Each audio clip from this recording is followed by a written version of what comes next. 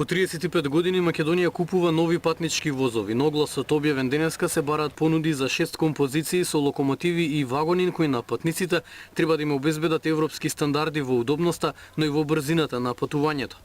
Ќе бидат целосно климатизирани, ќе бидат опремени со вакуум тоалети, ќе бидат енергетски ефикасни и ќе ги задоволуваат сите безбедносни стандарди.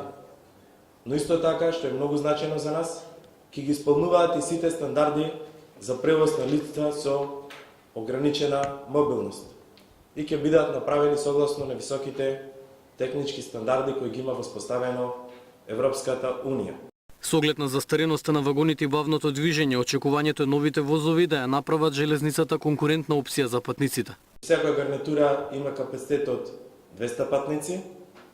Истите ќе се користат на најфреквентните линии во Република Македонија.